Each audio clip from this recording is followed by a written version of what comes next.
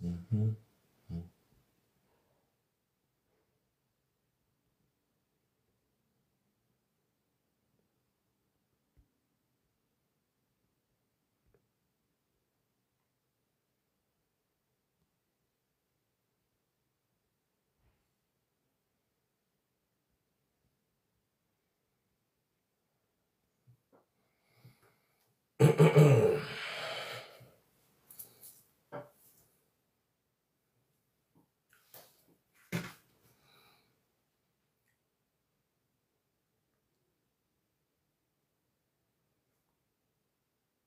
Hmm. Abidjan, aujourd'hui, tout le monde attrape la tête. Ça parle dans le vide, on dirait début de folie. Ne vous trompez pas, c'est affaire de cellulaire. Avec tout ça, on se plaint qu'il n'y a pas de travail. Koudougnot travaillait au quartier du plateau. BCBG Koudougnot voulait pas gérer. Ordinateur crédit, 2 femmes, 2 maîtresses. Tout ce bagage pour un salaire de 50 000. Koudougnot ya ya Koudougnot yako.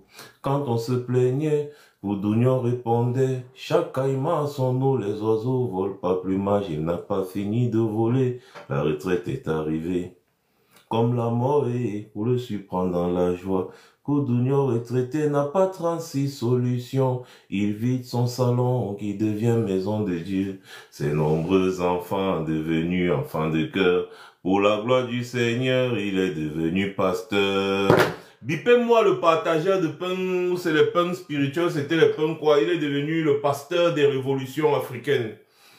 Il a fini de parler de toutes les révolutions africaines. Aujourd'hui, il vient parler, n'est-ce pas, du Cameroun. Quelqu'un qui sait tout, qui sait comment est-ce qu'il faut renverser les dictateurs, mais qui n'applique jamais lui-même ses propres conseils. Il sait tout, il connaît tout. Il est l'Africain le plus intelligent des Africains, mais qu'on n'a jamais vu nulle part sur le terrain. C'est-à-dire que c'est quand les choses fonctionnent que vous allez le voir. Il va venir, oui, bravo, vraiment, c'est bon, c'est bon. Et dès que vous chutez, il n'est plus avec vous. Il est déjà avec la personne qui vous a fait chuter. Les Koudougnons, ils sont pleins en Afrique. Il y a les bons pasteurs et les bonbons pasteurs. Sa bouche sucrée, il prêchait comme Jésus, mais ne soyez pas surpris, vous-même vous le savez. Il y a des gens à Abidjan qui ne peuvent pas voir l'église passer. 2 mois sans miracle, il a ruiné ses agneaux, enceinté ses fidèles, abandonné ses enfants. Aujourd'hui où je vous parle, Dieu seul sait où Koudougnot est rentré. À cause de l'argent, tu es devenu pasteur. Tu as pris la fuite sans penser à tes complices, les nombreux enfants avec qui tu as servi le Seigneur. Koudougnot, et y a pas ta place en enfer. Koudougnot, ya ya, Koudougnot, yako. On va donner un bout. Toutes les personnes qui vont croire aux petites balivernes, manipulateurs, des gens qui se disent très intellectuels, qui connaissent comment on renverse les dictatures, mais qui n'ont jamais renversé aucune dictature, qui sont seulement là quand les gens ont déjà fait le travail. Le travail est bien fait, il vient, il apprécie, il fait comme s'il est au top, n'est-ce pas? Il est au fait des activités, comment est-ce que les choses se sont faites, il se met à expliquer alors que lui-même il n'a participé à rien. Mais il vous explique comment le travail s'est déroulé, comment c'est bien fait. Et après, quand vous chutez, il n'est plus avec vous. Le gars se retourne directement, il va commencer à chanter les louanges de la personne qui vous a fait chuter. C'est l'intellectuel à gage, c'est comme ça qu'on l'appelle désormais. L'intellectuel à gage, celui qui vend son verbe au plus offrant. J'ai nommé Nyamsiwa Cameroun. Si aujourd'hui, il n'arrive plus à bander correctement, il va s'en prendre à Maurice Kamto. Ce n'est pas moi qui dis, hein, c'est lui qui dit. C'est-à-dire qu'il voit Maurice Kamto maintenant partout.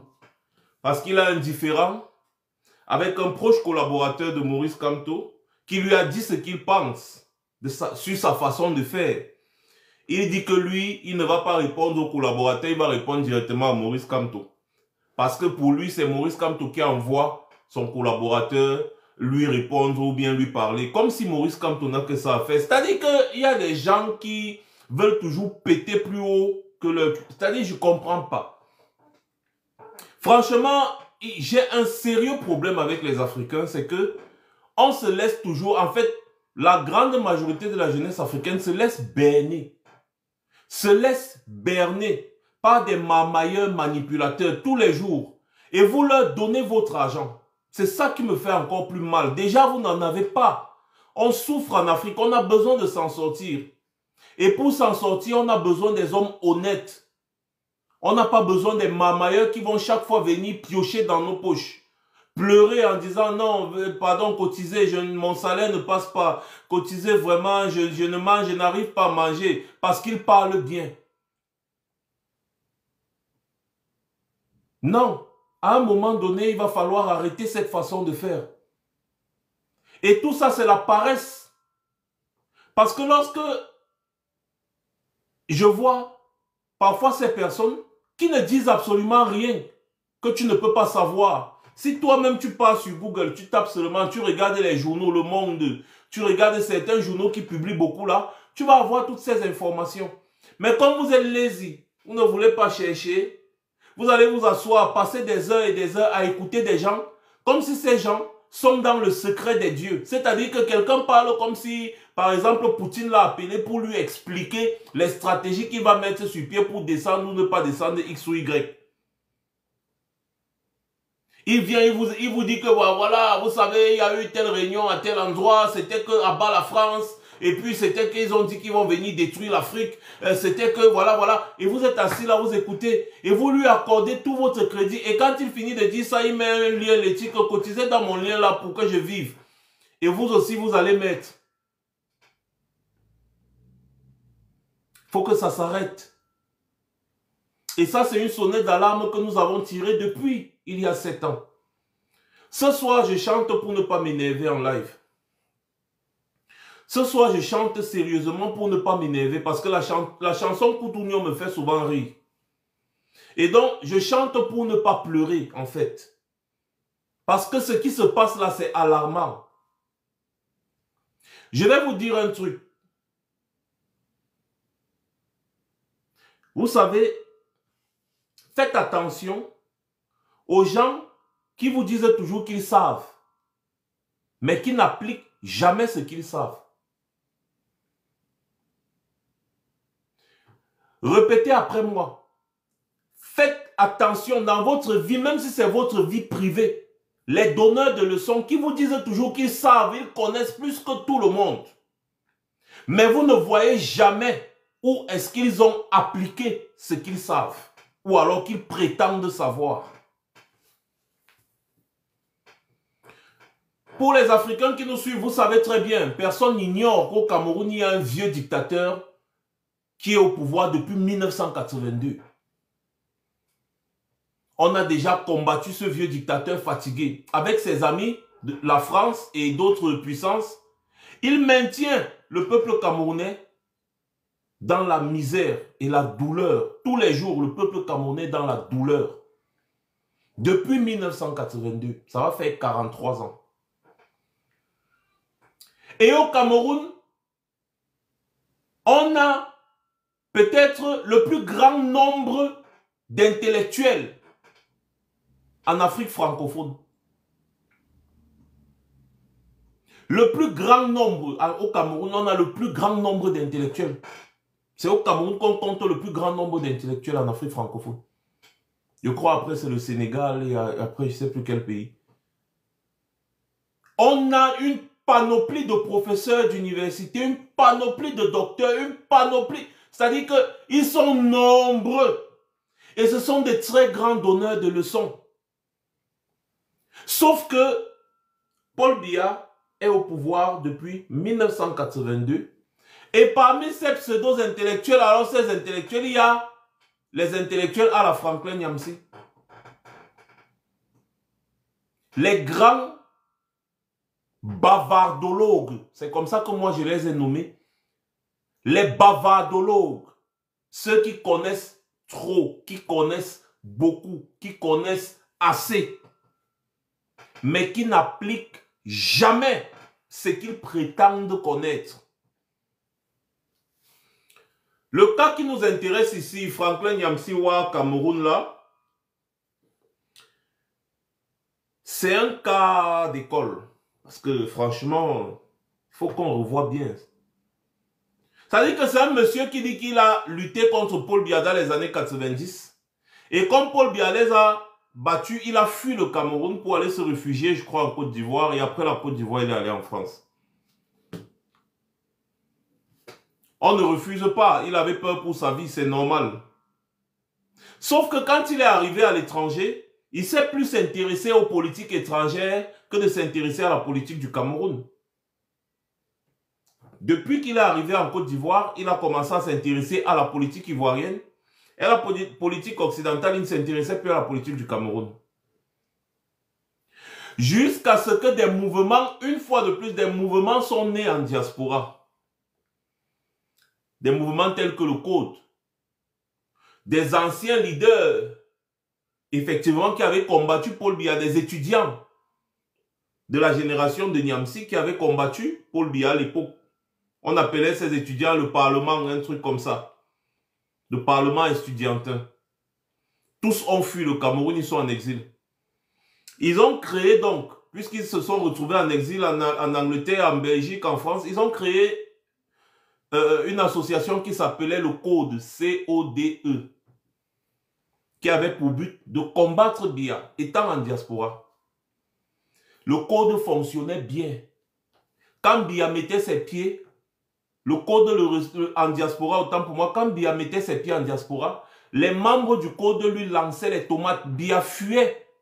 Si Biya ne vient plus en Angleterre, c'est grâce au Code. Quand le Code fonctionnait bien, Franklin Nyamsi est apparu. Il a détruit le Code de l'intérieur. J'ai dit détruit. Le Code n'est plus devenu que l'ombre de lui-même. Ensuite, il s'est encore retourné. Il est parti continuer de se mêler des affaires des autres pays. Il ne se mêlait plus des affaires du Cameroun. Comme par enchantement.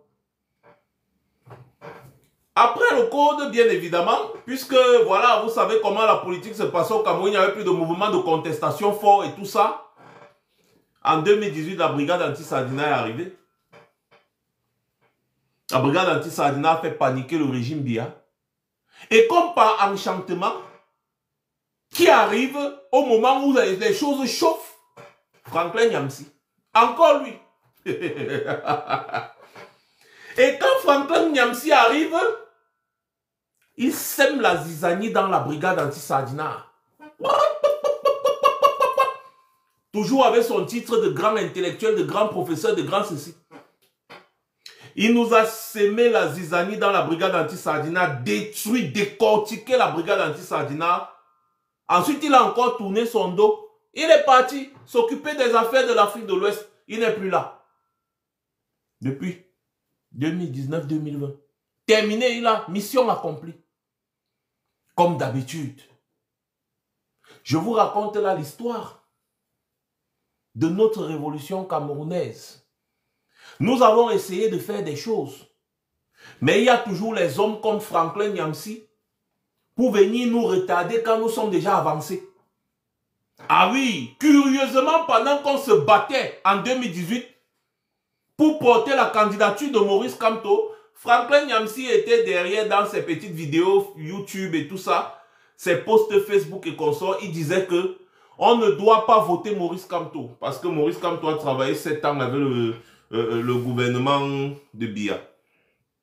Est-ce qu'on le gérait? Nous, on menait nos trucs. On a été surpris quand il est venu nous rejoindre. On a dit, ah, peut-être il s'est ravisé. Lui-même, il a vu que Maurice Kamto est très populaire. Donc, il s'est ravisé, c'est bien.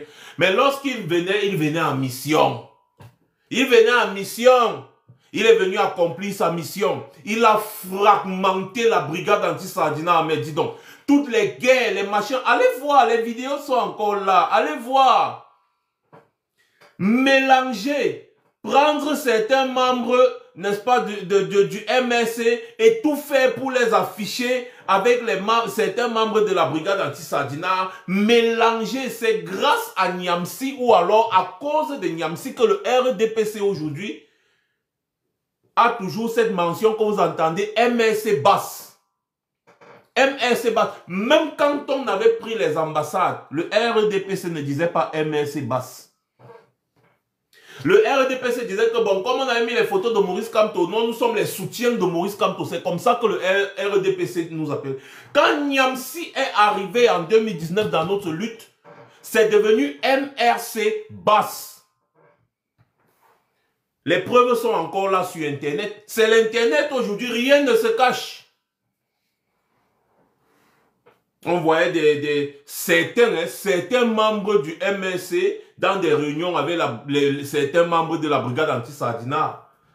À l'époque, quand nous on criait que mais ça c'est un scandale, les gens disaient taisez-vous, vous êtes des cancres illettrés. Ça c'est Niamsi qui nous avait qualifié de cancres illettrés. Quand nous on avait découvert son jeu et qu'on l'a dénoncé, puisqu'il était en mission, et il y avait d'autres personnes qui étaient en mission à côté de Maurice Kamto. Leur rôle, c'était d'induire Maurice Kamto en erreur. Heureusement que Maurice Kamto est un stratège. Maurice Kamto a lu leur jeu. Et toutes ces personnes dont je vous parle là ne sont plus dans le MRC. Tous ont été radiés. Tous. Parce que ces gens qui jouaient un jeu trouble, où ils portent les écharpes du MRC, ils viennent s'asseoir dans des réunions avec des membres de la brigade anti-Sardina. Nous avons dit que ça là, c'est l'ANAC, c'est le RDPC qui les envoie pour faire ce mélange d'un autre genre. On a dénoncé ça ici. Maurice Kamto a vu. Maurice Kamto a dit, hey. Même les cadres du MRC, même que vous connaissez là au pays et tous, ils ont dit, hey, c'est quoi ça? Allez, vous là, qu'est-ce que vous faites? Vous êtes, allez, tous, ils ont été virés. Tous. Parce que ça ne se fait pas. Nous n'avons rien à voir avec le MRC. Je dis rien du tout. Le type qui est venu faire ce mélange de genre, c'est Franklin Niamsi.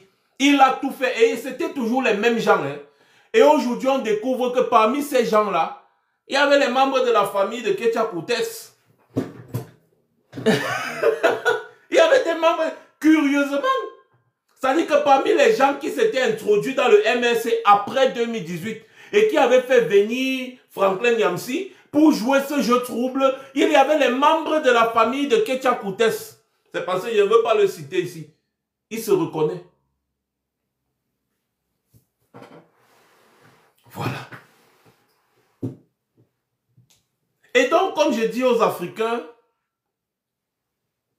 méfiez-vous des bons parleurs. Méfiez-vous des bons parleurs. Je le répète encore. Je parle des membres du MRC, pas de la base, des membres du MRC. Ceux que vous citez là ne sont pas des membres du MRC, ils sont de la base grise, un truc comme ça. Moi, je parle de certains membres du MRC qui ont fait venir Franklin Niamsi, qui ont fait en sorte que Franklin Niamsi salue le président Kamto. Ceux qui ont fait en sorte que Franklin Niamsi vienne sur le podium quand Maurice Kamto est sorti de prison à la place de la République. Rappelez-vous, ce sont les mêmes gens. Ces mêmes gens-là, ils se reconnaissent. Ils ont été mis de côté.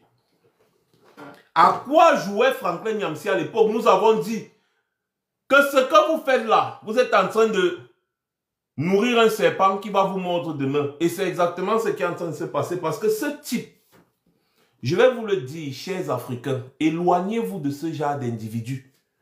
Il ne vous sert à rien et il ne mène aucun combat pour le bien de l'Afrique. Je vous le répète encore, moi je parle de quelqu'un que je connais.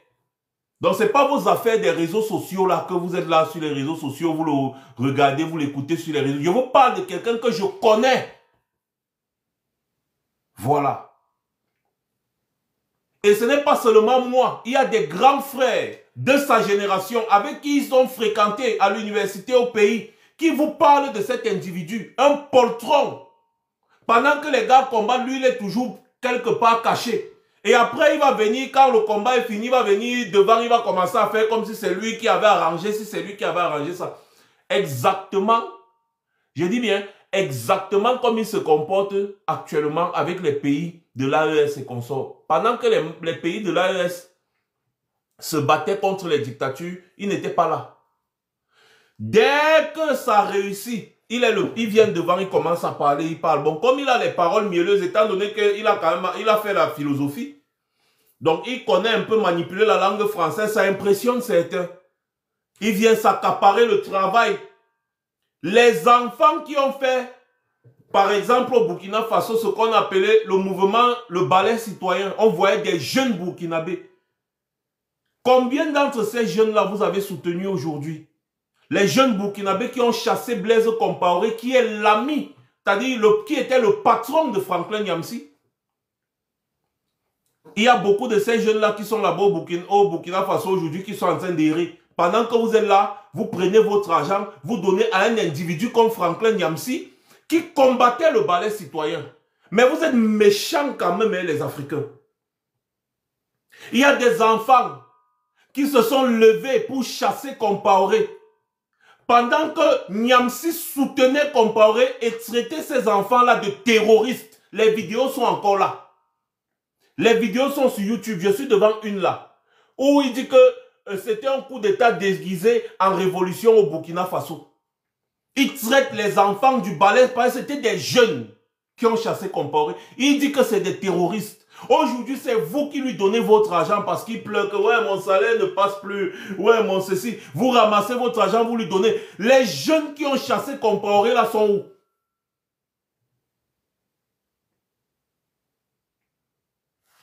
Vous voyez comment en Afrique nous sommes mesquins? Parce que ces jeunes-là ne parlent pas le bon français, ils ne sont pas professeurs. Vous les jetez, vous les balayez du revers de la main. Mais comme il y a un individu qui a combattu le mouvement révolutionnaire burkinabé, étant donné qu'il est professeur, il parle un peu bien, tous les jours vous cotisez, vous lui donnez votre argent. Vous êtes là assis comme des chèvres, vous l'écoutez. Raconter des histoires. Vous nous avez déjà vu dans ces lives ou ces trucs. Jamais on ne va là-bas parce qu'il ne raconte que des bêtises. C'est la mamaille. Il vous donne l'impression qu'il enseigne quelque chose, il n'enseigne rien. S'il était aussi compétent, en France, qu'est-ce qu'il a produit en France? Il a passé presque la moitié de sa vie en France. Il a plus de 50 ans, il va vers la soixantaine. Il a passé la moitié de sa vie en France. Qu'est-ce qu'il a fait en France? Interrogez-vous sur son parcours en France. Il a le passeport français. Qu'est-ce qu'il a fait en France? Il est quel exemple en France?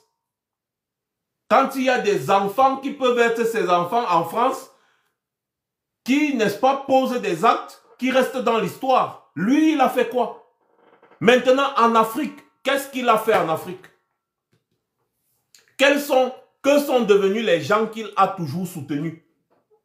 Les gens dont il se vante d'être le conseiller. Voilà. Les gens dont il se vante d'être le conseiller, qu'est-ce qu'ils sont devenus aujourd'hui? Citez-moi une seule personne. Citez-moi une seule personne qui Soro, qui Compaoré, parce qu'il se vantait aussi d'être le conseiller de Compaoré, c'est lui qui expliquait que Compaoré a eu raison d'éliminer Thomas Sankara. Dites-moi sérieusement, parce que lorsqu'on veut suivre des gens, on suit les exemples. Donnez-moi donc des exemples qui vous poussent à suivre un individu comme Nyamsi Wa Cameroun. Ne me dites pas que parce qu'il est professeur, des professeurs, il y en a partout. Des professeurs, il y en a partout. C'est quoi? Parce qu'il vous dit abat la France. C'est ce langage-là que vous voulez. Abat la France, ça suffit. C'est lui qui vous explique ce qui est écrit dans une enveloppe fermée. Il vous parle d'une pseudo-réunion où Macron était assis avec Poutine et Donald Trump. Une réunion à laquelle il n'a pas participé. Donc, genre, comme si c'est Poutine ou Donald Trump ou Macron qui lui ont donné des informations de ce qui s'est dit dans la réunion. Et vous aussi, vous gobez tout ça. Méfiez-vous. En temps de guerre, comme nous sommes là actuellement, là, peut-être vous ne le savez pas, nous sommes dans une période très noire de l'histoire de l'humanité. Il y a un risque maximal de déclenchement d'une guerre nucléaire. Et les principaux protagonistes sont la Russie, les États-Unis, la France. et leurs alliés sur le problème russo-ukrainien. Et donc, la France est en guerre froide actuellement avec la Russie. Est-ce que vous savez ce qu'on appelle la haute trahison? La haute trahison peut se définir quand un citoyen d'un pays trahit son pays en temps de guerre. Par exemple, c'est-à-dire que vous avez un Français en temps de guerre qui soutient l'ennemi. Aujourd'hui, la Russie est considérée comme l'ennemi de la France.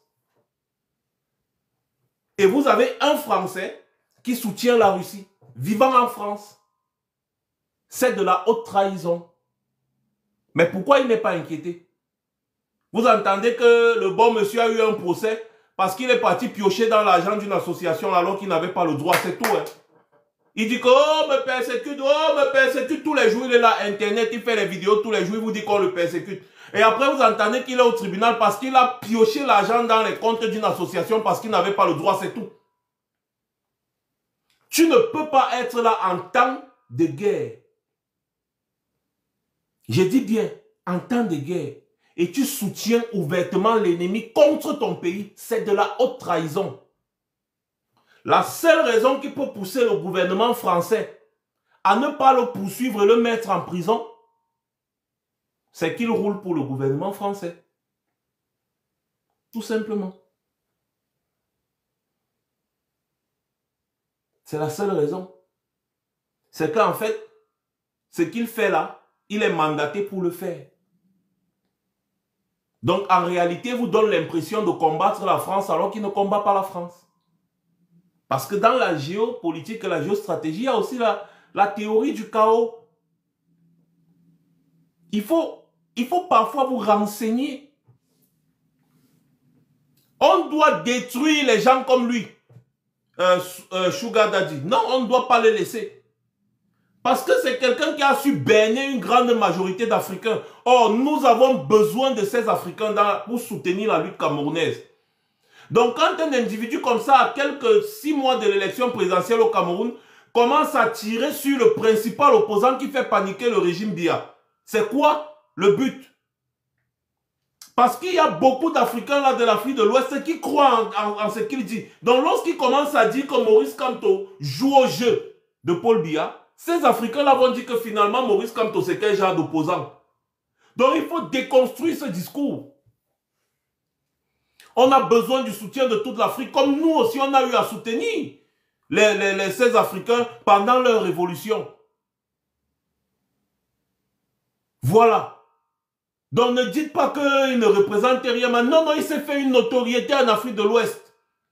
Et on a besoin des Africains, que les Africains s'intéressent au problème du Cameroun, afin de renverser cette dictature. Nous avons toujours aidé les peuples africains à s'en sortir des dictatures. Donc autour du Cameroun, il faut que les Africains s'intéressent. Mais donc lorsqu'un individu comme ça, là, avec l'audience africaine qu'il a, vient dire que le principal opposant au Cameroun est un marmailleur, il le dit que c'est un menteur, il doit arrêter de mentir. Beaucoup de ces Africains-là se disent que, mais au final, donc au Cameroun, vous voyez un peu, et ça refroidit.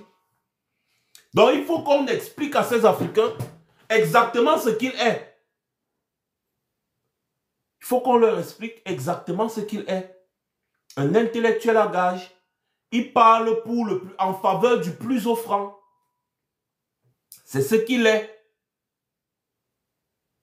Écoutez-le.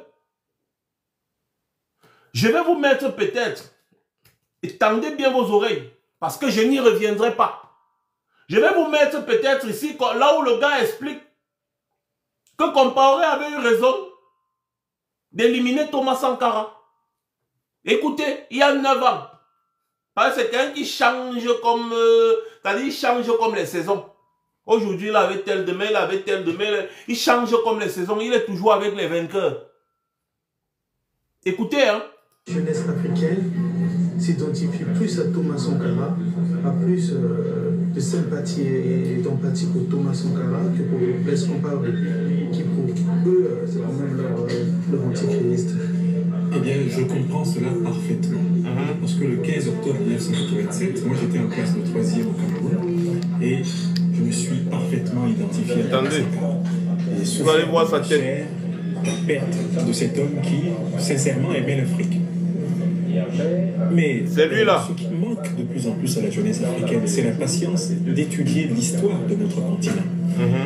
Et quand on étudie l'histoire d'un continent, l'histoire d'un pays, on s'intéresse exactement au discours et aux faits des hommes. Ce qui ferait l'effort de comprendre ce qui s'est passé au Burkina Faso entre 1980 et 1987 vont découvrir ceci. Le président Thomas Sankara, paix à son âme, est arrivé au pouvoir à la suite d'un putsch effectué concrètement par le capitaine Blaise Compaoré, qui commandait alors le camp militaire des commandos parachutistes de Pau, à 100 km de Ouagadougou. C'est le capitaine Blaise Compaoré qui libère le capitaine Thomas Sankara, prisonnier alors de l'armée du médecin commandant Jean-Baptiste Ouédraogo. C'est Blaise Compaoré qui installe Sankara au pouvoir, parce qu'il lui reconnaît la capacité de mieux structurer, de mieux gouverner, de mieux incarner l'unité burkinabé et le projet de société burkinabé que lui. Ça, c'est d'une. La deuxième chose que la jeunesse africaine ignore, c'est que très tôt au cœur de la révolution burkinabé, il va y avoir deux camps. Le camp marxiste-léniniste communiste incarné par Thomas Sankara, qui s'inspirait des démocraties populaires de l'Est, et en particulier de la démocratie albanienne d'Enver Hoxha, une démocratie qui s'avéra plus tard être un système totalitaire, et d'autre part le camp de l'Ouest de la démocratie occidentale représentative, globalement associée au capitalisme, incarné par les États-Unis, la France, l'Allemagne fédérale, etc. Et ce camp était représenté dans la révolution par Blaise Compaoré. Donc en réalité, la guerre froide qui avait lieu dans le monde s'est déroulée à l'intérieur de la révolution burkinabé. Voici donc les étapes de la guerre froide mondiale dans la révolution burkinabé.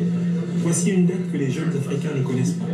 Le 11 juin 1984, sur la place publique de Ouagadougou, avec l'accord de Thomas Sankara, une dizaine d'officiers de l'armée burkinabé sont passés publiquement par les armes, parce qu'ils sont soupçonnés d'avoir tenté de renverser le capitaine président Thomas Sankara. Je dis bien le 11 juin 1984. Jeunes Africains, allez sur Internet, lisez les livres d'histoire de la révolution burkinabé et vous verrez que le sang a commencé à couler dans la révolution burkinabé longtemps avant la mort du président Thomas Sankara. Les officiers qui sont exécutés le 11 juin 1984 se trouvent être, comme de juste, presque tous des proches du capitaine Blaise Compaoré. À partir donc du 11 juin 1984, au cœur de la révolution burkinabé se pose une question fondamentale.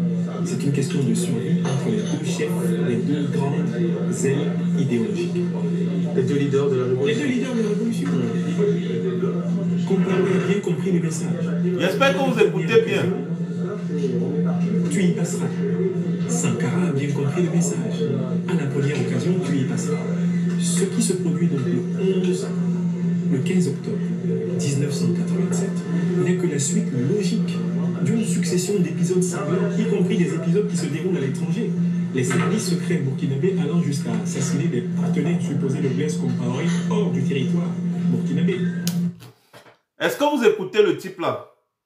Il dit que Thomas Sankara a commencé par éliminer des officiers de l'armée burkinabé qu'il soupçonnait de fomenter un coup d'État contre lui. Et que, étant donné que dans la révolution burkinabé à l'époque, il y avait deux franges. Il y avait une guerre froide qui opposait les deux leaders. Compaoré qui avait mis Sankara au pouvoir et Sankara. Et donc, en 1984, c'est le 11 juin comme il dit, Sankara a donné l'accord d'éliminer des officiers qui étaient proches de Compaoré. Et ce qui s'est passé en 1987 avec l'assassinat de Thomas Sankara n'est que la suite logique de cette guerre qui avait été déclenchée à l'intérieur de la révolution burkinabé. Il dit encore, pour soutenir ses propos, que Thomas Sankara envoyait les services secrets à l'étranger pour éliminer toutes les personnes qui étaient contre lui et qui soutenaient Blaise Compaoré.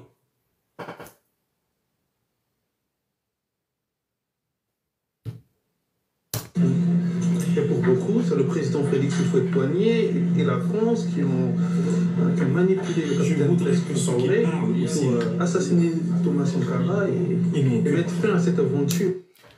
Celui qui l'interroge lui dit que mais nous on sait de l'histoire que c'est le président de la France de l'époque et Houphouët-Boigny qui ont manipulé Blaise Compaoré afin qu'il assassine Thomas Sankara. Et Niamsi de rétorquer que c'est faux, il n'y a aucune preuve. Écoutez bien. Ceux qui le disent n'ont jamais donné de preuve de ce qu'ils affirment. Pourtant, Compaoré l'avait avoué. Je n'ai aucun document, je n'ai aucun témoignage du président Houphouët-Boigny donnant l'ordre d'exécuter Thomas Sankara qui ne représentait rien pour lui et qui ne pouvait rien lui faire. Le fond de l'affaire, c'est que Thomas Sankara est mort au cœur d'une lutte fratricide entre les deux ailes de la révolution burkinabé. Lui-même avait dégainé le premier, puisque le 11 juin 1984, avec son accord explicite, un tribunal de Ouagadougou exécutait des hauts gradés de l'armée burkinabé en public à Ouagadougou. J'invite les jeunes Africains à ne pas importer les problématiques politiques d'un pays vers un autre sans connaître l'histoire intérieure de ce pays. Blaise Compaoré n'est pas l'homme que l'on croit. Sans doute il n'a pas le verbe, l'éloquence, la brillance du tribun que fut le capitaine président Thomas Sankara. Mais il a pour lui, à mon avis, ce qu'on peut appeler l'archive, le témoignage de l'histoire. Je vous invite à lire le livre de Valère Sommet. Valère Sommet, c'est un partisan de Thomas Sankara qui, d'ailleurs, a vécu comme réfugié politique au Congo-Brazzaville. Il a écrit un livre sur la révolution burkinabé. Tapez Valère Sommet, la révolution burkinabé, et vous verrez que Valère Sommet écrit la chose suivante. Je cite presque de mémoire. C'est à partir du 11 juin 1984 que le sang commença à couler dans la révolution burkinabé. Blaise Compaoré a été confronté en 1987 à une seule question. Fallait-il que lui meure et que Sankara survive, ou fallait-il en réalité que Sankara meure et que lui survive? On ne peut imposer à personne, confronté à la question de survie, on ne peut imposer à personne de préférer la vie d'un autre à la sienne. Voilà ce que l'expérience m'a appris. Ah, monsieur l'expérimenté. L'expérience dit que Blaise Compaoré avait un choix, soit Thomas Sankara meurt, soit lui meurt. Donc Blaise Compaoré, naturellement, a choisi que Thomas Sankara meurt. Parce que normalement, un être humain ne peut pas... Mais ce choix s'est opposé à qui? Aux deux ou bien seulement à Blaise Compaoré? Parce qu'en même temps, il dit que les deux se regardaient en chien de faïence du genre à la moindre occasion, je te tue, à la moindre occasion, je te tue. Après, il dit qu'une question a été posée, n'est-ce pas, à Compaoré, que soit Sankara meurt, soit toi tu meurs. Quel serait ton choix? Et Compaoré a dit que, mais comment, moi, c'est Sankara qui va mourir. Mais qui a aussi posé la même question à Sankara? Pourquoi on n'a pas aussi laissé ce choix à Thomas Sankara? Et c'est le même individu, il justifie l'assassinat de ce leader, de ce mentor africain. Il justifie par le fait que Sankara a dégainé le premier. C'est ce qu'il dit. Thomas Sankara était le premier à verser le sang au Burkina Faso. Et c'est pour ça qu'on l'a tué. Naïd Itok, no binami o no bimi. Autant pour moi. Naïd Itok, na Franklin Niamsi Itok. Et aujourd'hui, le bon monsieur, puisqu'il change au gré du vent, il dit ah non, Sankara était un meilleur, Compaoré était un voyou. Épais. C'est les gens comme ça que les Africains écoutent. Parce qu'ils ont mis professeur devant leur nom. N'est-ce pas? Vous voyez, quand nous, on décide de déconstruire tout ce que cet individu est en train de faire, c'est bien parce que quelque part, on a aussi écouté ce que lui disait. En ce qui concerne le Cameroun, il disait une chose fondamentale. Que pour attirer l'attention du régime de Yaoundé, il faut mal parler de Maurice Kamto. Nobimi Ditok est naïf. C'est lui, Niamsi, qui avait dit ça. Il a remarqué qu'au Cameroun, pour attirer l'attention du régime de Yaoundé, afin de se faire un peu d'argent, il faut s'attaquer à Maurice Kamto. Il faut mal parler de Maurice Kamto. Rappelez-vous qu'il arrive bientôt à la soixantaine et il n'a aucune situation. Exactement comme Jean de Dieu Momo. Le gars est entré, n'est-ce pas, dans la même cadence que Jean de Dieu Momo. C'est-à-dire que le voilà aujourd'hui en train d'attaquer Maurice Kamto pour rien, afin d'attirer l'attention du régime de Yaoundé. Ce n'est pas moi qui dis, c'est le prof. Il applique maintenant ses propres enseignements. Donc quand nous on vient dénoncer ça, pourquoi vous dites qu'on est en train de déranger? Maurice Kamto est dans son cheminement tranquille. Il n'a demandé rien à personne et tout le monde constate que le cheminement de Maurice Kamto dérange énormément le régime Biya. Parce que Maurice Kamto est en train de déjouer les pronostics. Il est en train de déjouer les pronostics. Le fait que Maurice Kamto, avant je ne comprenais pas ça, hein. Aujourd'hui je comprends ça bien. Le fait que Maurice Kamto passe le temps à dire que inscrivez-vous, allez voter, suivez vos votes et défendez vos votes, ça dérange le régime Biya. Pourquoi?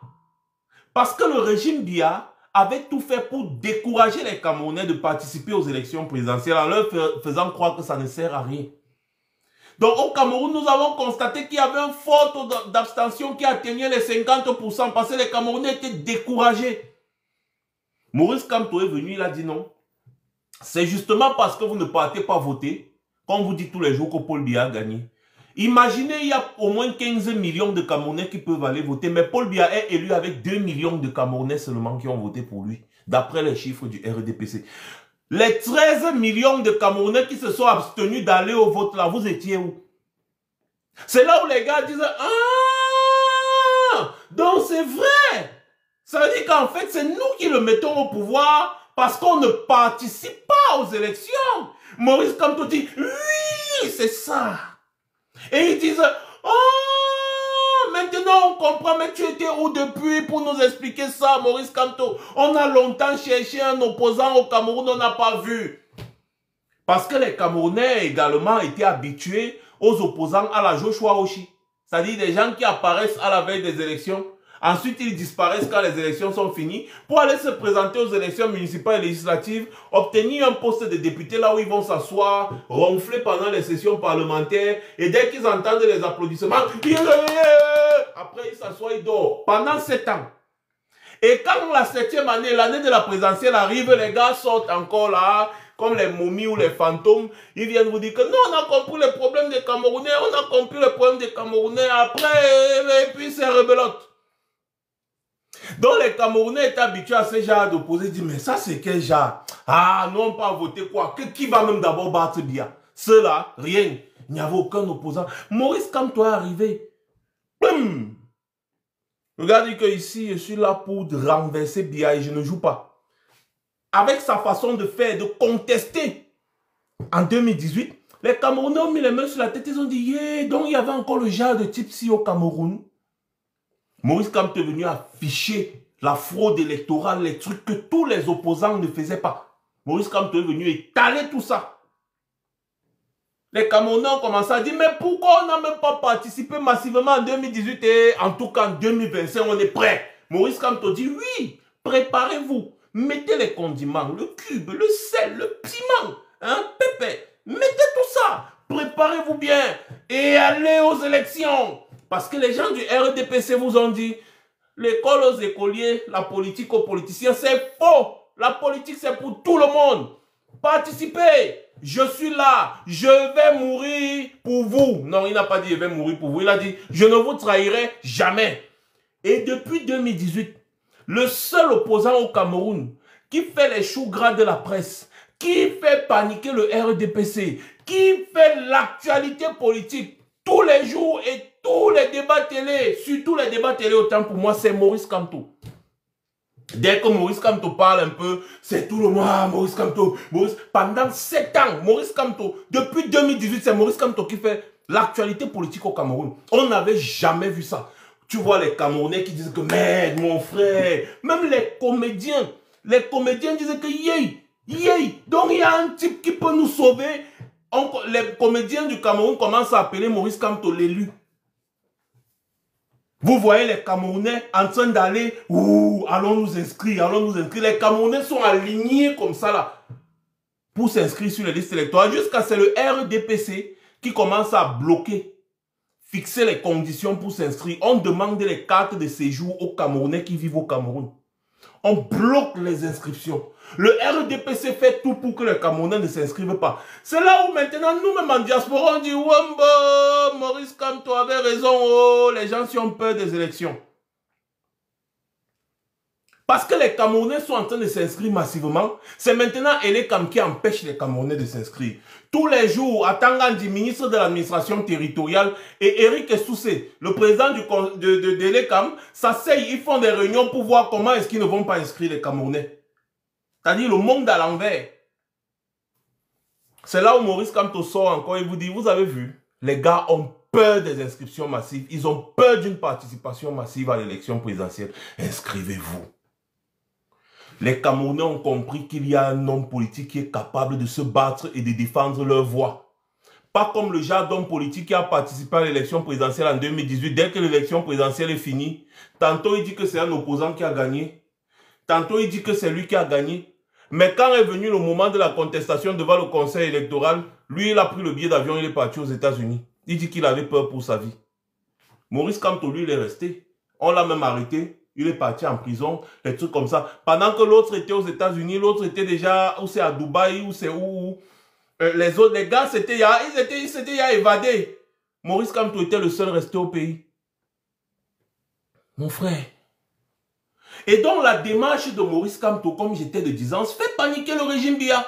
Parce que les Camerounais sont en train de... C'est-à-dire, non seulement les Camerounais s'intéressent encore plus massivement à la politique, chose qu'ils ne faisaient plus.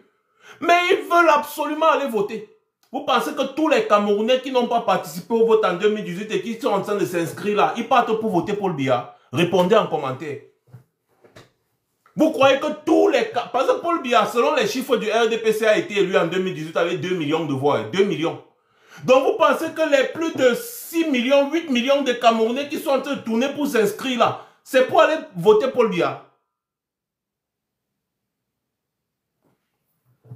Et donc, vous avez le grand marmailleur en chef, Nyamsiwa Cameroun, qui vient et dit « Les élections ne sont pas une bonne chose au Cameroun. » Non, Maurice Kamto vous ment. D'ailleurs, il doit même vous demander pardon parce qu'il a travaillé dans le régime Biya pendant 7 ans. Il n'a jamais demandé. Mais toi-même, Nyamsi, tu as déjà demandé pardon aux Africains d'avoir travaillé pour la France qui tue les Africains, d'avoir pris le passeport français et tout ça, d'avoir enseigné les jeunes Français.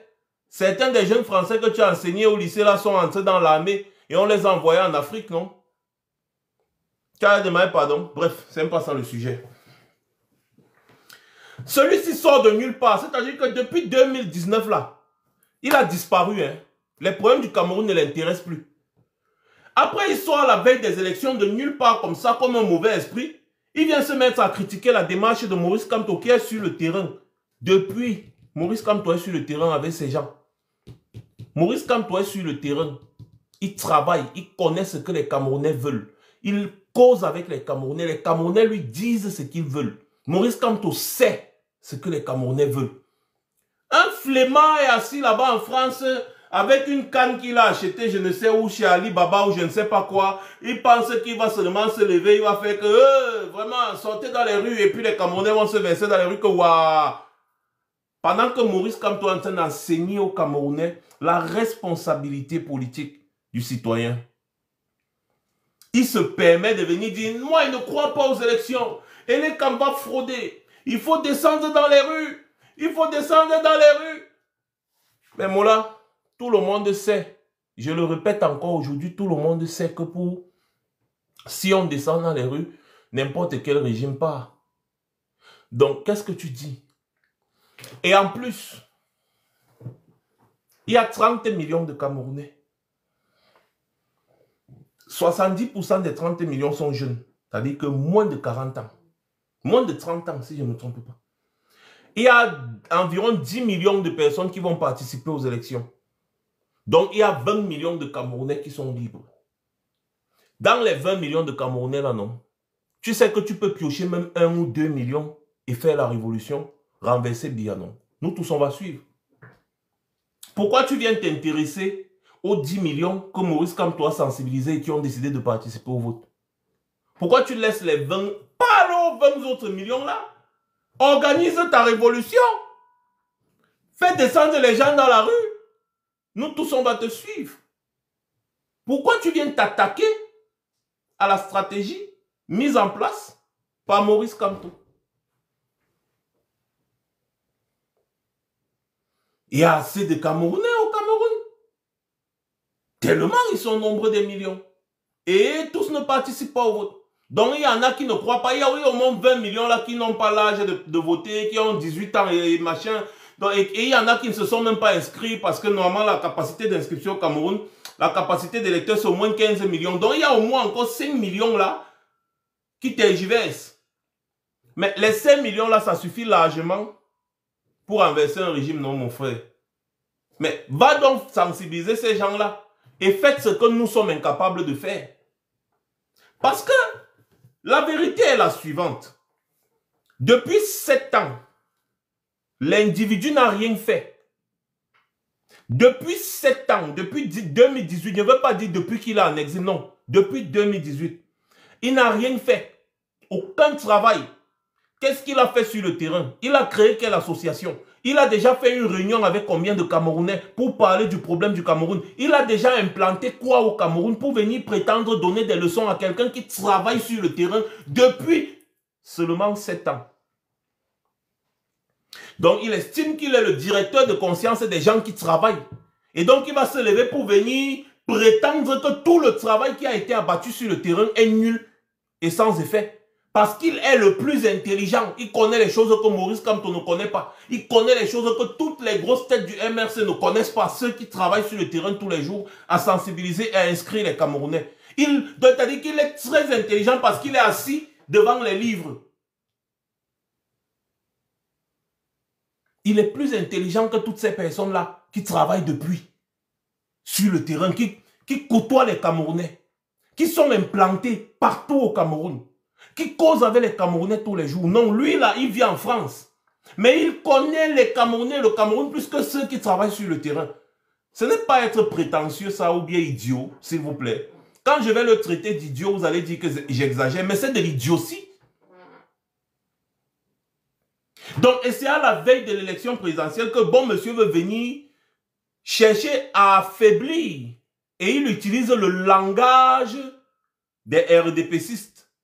Genre, Maurice Kamto a travaillé 7 ans avec le régime de Biya.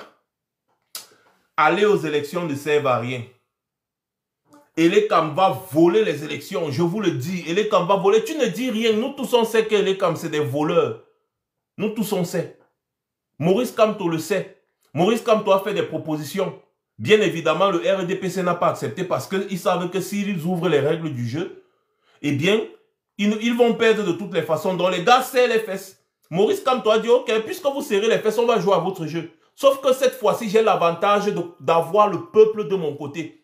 Quel que soit le dictateur sur la planète, quand le peuple se lève, quelle que soit la manière dont le peuple se lève, s'il vous plaît, quand le peuple se lève, même seulement pour aller aux urnes, le dictateur tombe.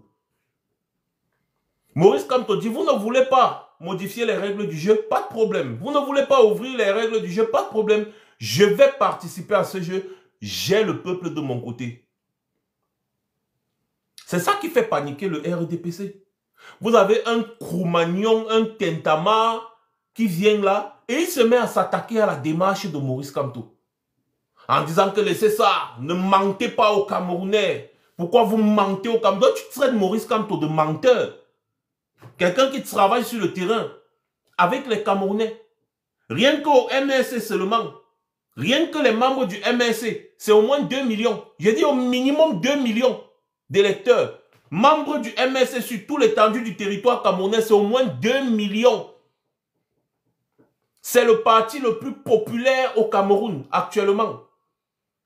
Donc rien que les militants du MRC, ceux qui se sont ajoutés après 2018, le MRC compte au minimum 2 millions de militants au Cameroun. Dans les 10 régions du Cameroun. Oui. Et avec une base aussi solide, tu penses qu'un monsieur comme Maurice Kamto, qui maîtrise la géopolitique, bien plus qu'il peut t'enseigner ça. Maurice Kamto peut t'enseigner comment le régime Biya fonctionne. Ce n'est pas le monde à l'envers, monsieur Cameroun. Non. C'est Maurice Kamto qui peut t'enseigner comment le régime vole les élections. Ce n'est pas toi qui es là assis dans ton salon feutré là en France avec une canne, je ne sais d'où tu as acheté ça avec tes lunettes. Tu ne vois même pas déjà bien. Tu es obligé de porter les lunettes. Mais tu prétends t'asseoir en France et voir le Cameroun. Vois d'abord ce qui est devant toi. Vois ce qui est devant toi. Tu ne parviens pas à voir ce qui est devant toi. C'est pour ça que tu portes des lunettes. Donc tu prétends être assis en France et voir ce qu'il y a au Cameroun. Non. Maurice Kamto est au Cameroun. Il sait ce qui se passe au Cameroun. Si au moins tu avais créé, n'est-ce pas, une association au Cameroun, ou tu avais créé quelque chose au Cameroun sur lequel tu peux au moins t'appuyer pour mener des actions sur le terrain au Cameroun, on aurait applaudi. Mais depuis 7 ans, tu n'as rien fait. Même des jeunes dans la révolution camerounaise, là, des jeunes de diaspora ont fait beaucoup de choses au Cameroun. Toi, tu n'as jamais rien fait. On a vu des jeunes qui n'ont pas ton pseudo, ton prétendu niveau intellectuel, qui ont créé des associations qui ont aidé des Camerounais. Les United for Cameroun, les Cameroun Weekend, les Bobby Tanap, les machins, qui ont mené des actions sur le terrain, les alternances, c'est Kamto, qui ont mené des actions sur le terrain. Beaucoup d'associations ici en diaspora, des jeunes qui ont mené des actions sur le terrain. Toi, tu as fait quoi, Mr. Niamsi? Tu étais très occupé à bavarder sur les affaires des révolutions en Afrique de l'Ouest. Et après, tu viens, petit prétentieux de ton État, cracher sur le travail de Maurice Kamto et ses amis politiques, en prétendant qu'ils ne font rien. En prétendant que tout ce qu'ils font là, ils disent aux Camerounais de participer aux élections, c'est rien. Pendant que les Maurice Kamto travaillaient sur le terrain, toi tu étais en train de demander effectivement des laitiers aux gens pour vivre. Maurice Kamto, c'est un homme qui est incorruptible parce que il est assis financièrement. C'est pas un petit pauvron comme toi qui passe le temps à mendier parce que c'est de la mendicité. Moi-même, je ne mendie pas sur Internet. Je ne mendie pas sur Internet. Je ne demande pas l'argent aux gens pour vivre. Mais toi, tu le fais régulièrement. Et tu veux te comparer à Maurice Kamto. Et après, quand les gens viennent et te répondre autant pour moi, quand les gens viennent te répondre, c'est-à-dire à la hauteur des propos incongrus que tu as tenus à l'encontre de Maurice Kamto, tu viens, tu dis que c'est Maurice Kamto qui les a envoyés. Et tu dis, moi je vais commencer à répondre à Maurice Kamto. Tout ce que les militants du MNC vont écrire sur moi, je vais répondre ça. Je vais insulter Maurice Kamto. Il le dit, il dit je vais insulter Maurice Kamto. Que si vous m'insultez, moi je vais insulter Maurice Kamto. Boutman. Un vrai boutman. C'est-à-dire, il y a quelqu'un ici, là, souvent, là, sur TikTok, là, qui passe le temps à traiter les gens de boutman. Ça, voici donc le boutman en chef. Niamsi, là. Boutman fini. Un toto vaurien comme ça, là. Tu viens là, tu penses que tu peux donner des... C'est-à-dire, je sais pas. Entre nous, les Camerounais, on se connaît. Nous sommes tous des marmailleurs. On se connaît. La bouche, là, on a ça. Le verbe, là, on connaît verber. Le verbiage. Nous tous, on est les Camerounais. Donc, tes bêtises que tu fais avec les gens qui ne te connaissent pas, là, va faire ça là-bas, oh. Pas avec nous, les Camerounais, parce que tu sais que je sais que tu sais que je sais. Et un jour, ils vont te découvrir. Ben oui. Accepter dans la vie de recevoir des leçons venant des personnes qui ont prouvé. Si vous voulez évoluer dans la vie, n'acceptez jamais de recevoir des leçons venant des personnes qui n'ont jamais rien prouvé. L'intellectuel le plus inutile de l'Afrique, c'est Franklin Niamsi. À quoi d'abord va te servir la philosophie? Bon parleur, c'est tout. Je me rappelle des grands frères qui étudiaient la philosophie au Cameroun. C'était pour draguer les filles et rien d'autre. C'était pour avoir le verbe, pour verber.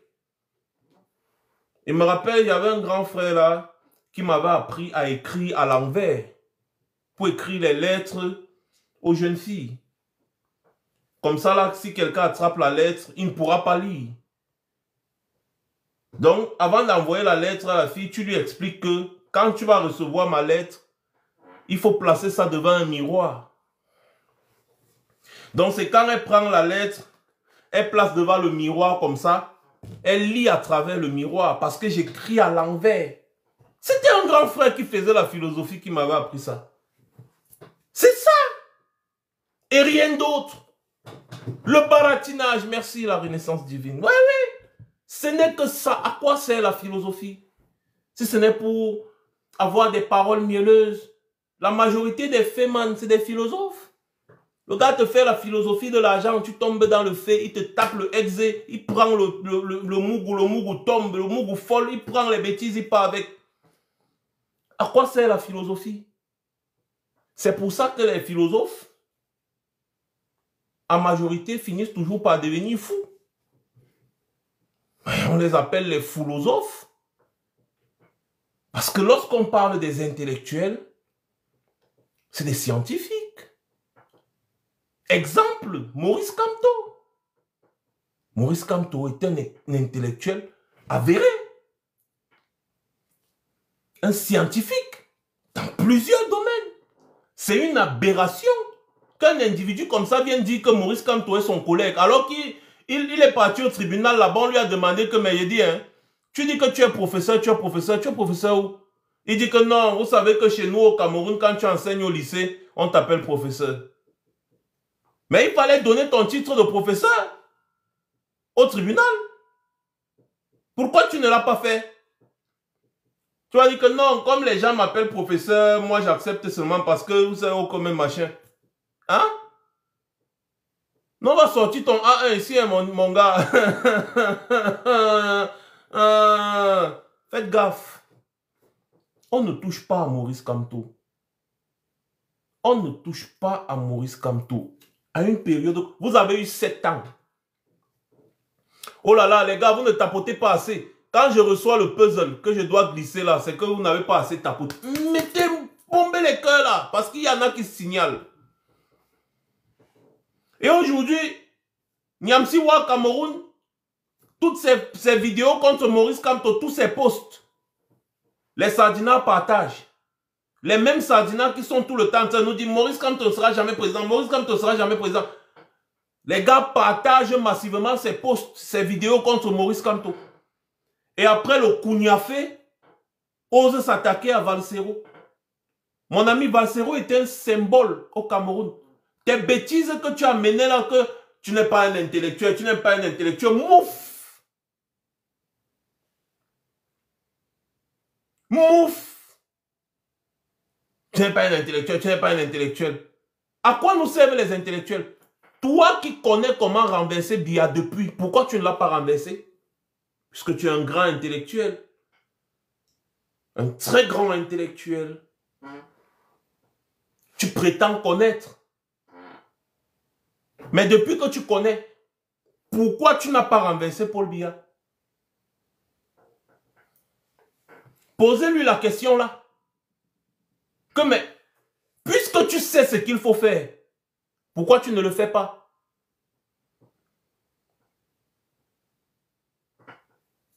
Hein?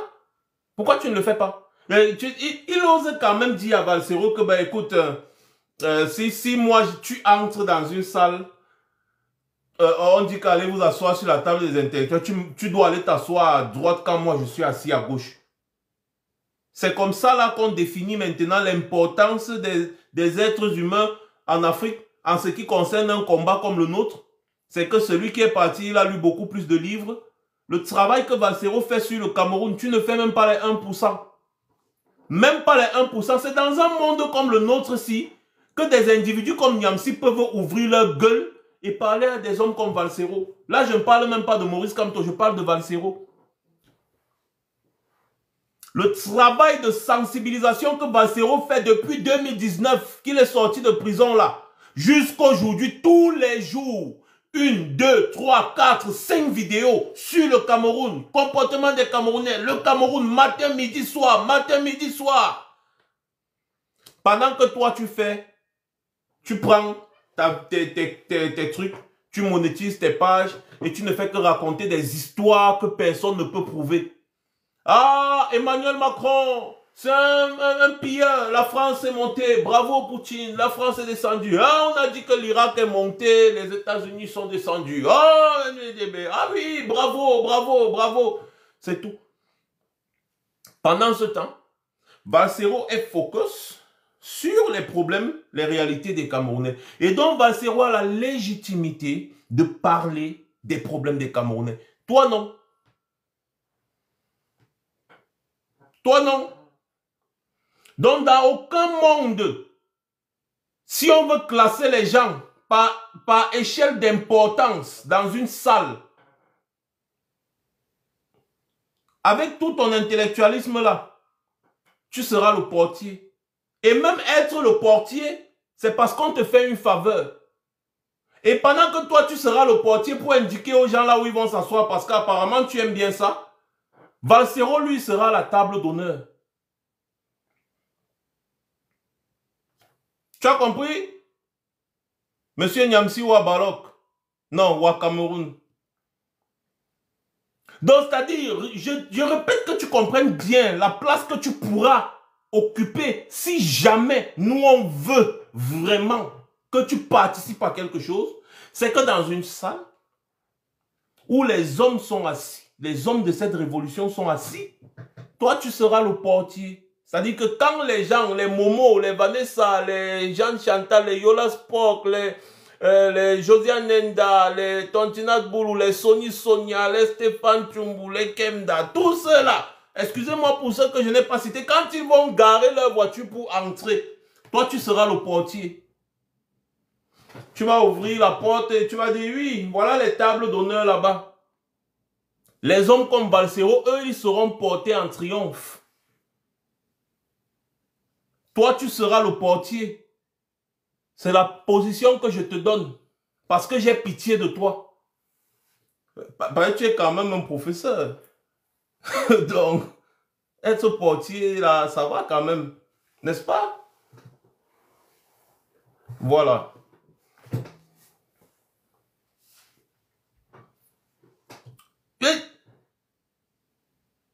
C'est Wilfried Ekanga qui t'a dit, Wilfried Ekanga, mon gars, il te salue encore. C'est toi qui as dit quelque chose de fondamental. L'histoire retient ceux qui ont essayé, même s'ils ont échoué. L'histoire ne retient jamais ceux qui savaient et qui n'ont rien fait. Voilà. Donc, si tu connais comment renverser le régime Biya, applique ta connaissance. Ou alors, shut up.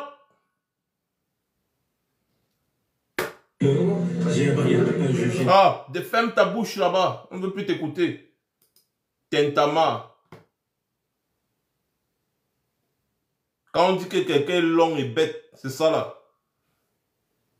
Excusez-moi l'audience, c'est que des fois, il faut ramener les gens à leur niveau. Parce que mine de rien, il est quand même grand de taille. Je pense qu'il me dépasse de peut-être 5 cm ou 10 cm, je ne sais plus. Mais il fait peut-être 1,95 m ou 1,98 m comme ça là. Donc il doit me dépasser de 5 cm ou un truc comme ça. Il est quand même long. Avec une grosse tête vide. Il va embrouiller les gens. Mais vous-même, mes gars, mes frères de l'Afrique de l'Ouest, quand vous voyez quelqu'un comme ça qui prétend trop connaître, alors que dans son pays, il y a un dictateur qui a déjà fait 43 ans, vous-même, vous ne voyez pas qu'il y a un problème. Vous-même, vous ne voyez pas qu'il y a un problème. Quelqu'un vous dit, moi, je suis un grand révolutionnaire, UPCiste, mais il est un grand révolutionnaire, UPCiste depuis 43 ans, Paul Biya au pouvoir. Lui qui connaît tout. Il n'a jamais pu monter un mouvement pour renverser Paul Biya. Et vous êtes là assis tous les jours, vous l'écoutez. Ça veut dire que ce n'est pas lui le problème, c'est vous le problème. On suit quelqu'un par rapport, n'est-ce pas, à ce qu'il a pu prouver. Voilà. Oh, lorsque vous suivez la démarche de Maurice Kamto, étape par étape, vous comprenez que Maurice Kamto sait où il va. Quelqu'un sort là de nulle part, il vient, il se met à donner des leçons aux gens alors qu'il n'a jamais rien prouvé. J'ai dit rien prouvé, rien. Citez-moi une seule chose que Niamsi a déjà eu à faire en Afrique ou en France. Une seule. Il sait comment on peut renverser le régime Biya, mais il n'applique pas son savoir. Quelqu'un vient vous expliquer en Afrique de l'Ouest comment on renverse les dictateurs, mais il n'applique pas ça dans son propre pays. Vous ne trouvez pas qu'il y a un problème? Quand nous on est calme dans notre coin, ne venez pas nous provoquer. Ne venez pas nous provoquer. Le Cameroun est dans une période autant pour moi cruciale. Et lorsqu'on regarde à gauche, on regarde à droite, le seul homme qui tient tête au régime Biya, en ce moment, celui qui fait paniquer le régime Biya, c'est Maurice Kamto. Et si le régime Biya panique, c'est bien parce que la démarche entreprise par Maurice Kamto et ses amis politiques fait paniquer le régime. Excusez-moi de la tautologie. Parce que si cette démarche ne valait rien, le régime ne devait pas être en panique. Mais le régime Biya panique. Le régime Biya a déjà créé au moins 50 organes de presse anti-Kamto. Le régime Biya a créé au moins 10 chaînes de télévision anti-Kamto dans un pays, le Cameroun. Matin, midi, soir, c'est Maurice Kamto. Maurice Kamto. Quelqu'un part, il bande de mou. Comme ma femme disait ce matin, quelqu'un bande de mou, on accuse Maurice Kamto. C'est Maurice Kamto qui est à l'origine de son bandage mou. Hein? Quelqu'un a n'importe quel problème au Cameroun, que les chaînes de télévision là disent que c'est à cause de Maurice Kamto. Les organes de presse là disent c'est Maurice Kamto. Tout le temps, c'est Maurice Kamto qui fait l'actualité politique au Cameroun aujourd'hui. Pourquoi le régime en arrive là si la démarche de Maurice Kamto et ses amis politiques ne fait pas paniquer le régime? Mais soyons logiques un temps soit peu. Et donc, si on constate que la démarche de Maurice Kamto fait paniquer le régime, qu'est-ce qu'on fait? Logiquement, si on veut le changement.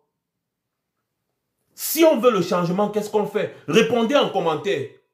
Est-ce qu'il faut être professeur pour comprendre ça?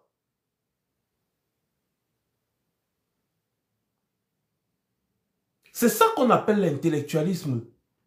C'est ça qu'on appelle un réel intellectuel. Il implémente ses idées.